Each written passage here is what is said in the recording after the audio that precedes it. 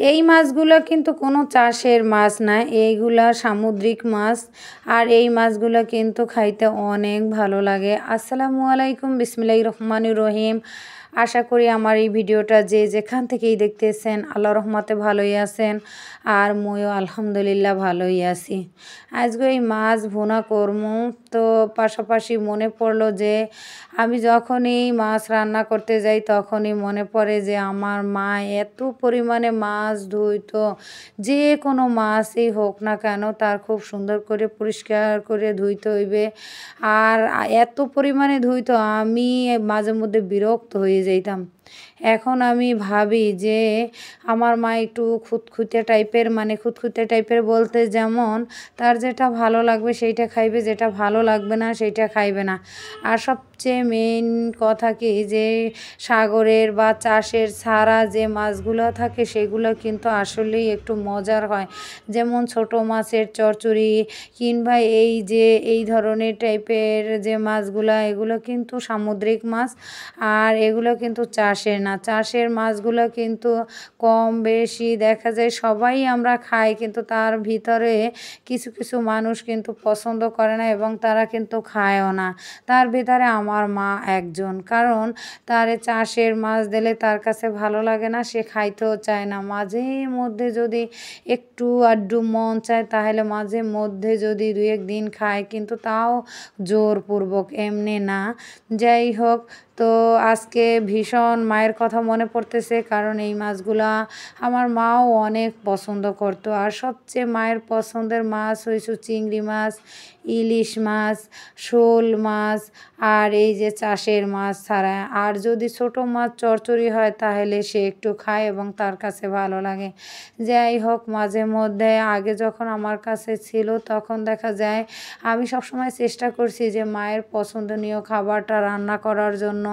বা দেখা যায় যে আমরা যদি সবাই খাই আর মায় না খায় তাহলে ভালো লাগবে না, এই জন্য দেখা যায় মায়ের পছন্দনীয় জিনিসটাই আমি বেশি আনতে চাইছি, পাশাপাশি ছেলে মেয়েদেরটাও। তারপরও একটা মানুষ যখন মানে বৃদ্ধ বয়সের দিকে আস্তে আস্তে অগ্রসর হয় তখন কিন্তু তার ছেলে মেয়েরা উপরেই ডিপেন্ড করে, এবং তারা যে তার যত্ন নেবে এটা সে মনে প্রাণে বিশ্বাস করতে থাকে।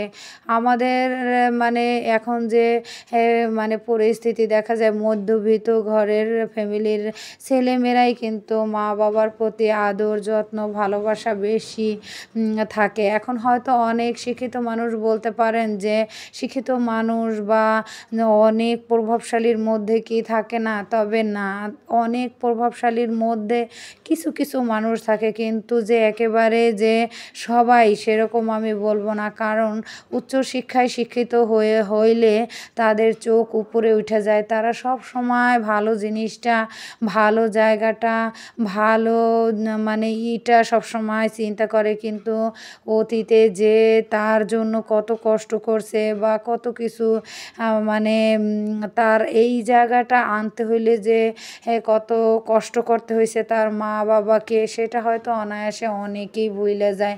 এই কারণে কিন্তু বৃদ্ধাশ্রমগুলো এখনও মানে কি বলবো যে একের অধিক মানে হচ্ছে, কারণ এই যে মানুষের ভিতরে এই জিনিসগুলা, মানুষ কৃতজ্ঞতা প্রকাশ করে না, মা বাবার প্রতি দায়িত্বশীল হয় না, যত্ন নেয় না।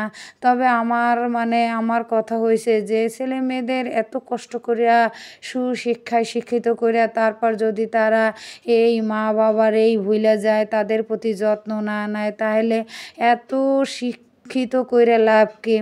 তাদের মানে পারিবারিক শিক্ষায় যদি ঘাটতি থাকে, তবে ছোটোবেলা থেকে মানে অনেক বড় শিক্ষায় শিক্ষিত করতে পারবো কি না জানি না, আল্লাহ রাব্বুল আলামিনই ভালো জানেন। তবে যতটুকু দরকার চেষ্টা করি ছেলে মেয়েদেরকে একটু আধটু শেখানোর জন্য। মাঝে মধ্যে আশেপাশে তাকাইলে অনেক কষ্ট লাগে কিংবা খারাপ লাগে, কারণ দেখি যে অনেক কষ্টে ছেলে মেয়েদের মানুষ করছে, লেখাপড়া শিখাইছে, আজকে তারা অনেক ভালো চাকরি করে। কিন্তু মা কি করতেছে, মার কি ওষুধের দরকার কিনা, মা খাইছে কিনা, কিংবা বাবা আজকে কি করতেছে, বা এখনও সে বৃদ্ধ বয়সে কাজ করতেছে, কাজ না করলে তার মানে সংসার চলতেছে না। এই জিনিসগুলো ছেলেরা যখন বড় হয় বা সুশিক্ষায় শিক্ষিত হয়, তখন কিন্তু সমস্ত কিছু দেখভালের দায়িত্ব কিন্তু তাদেরই থাকে।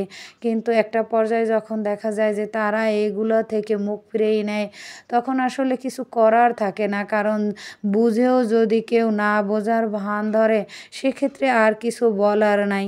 অধিকাংশ ফ্যামিলিতে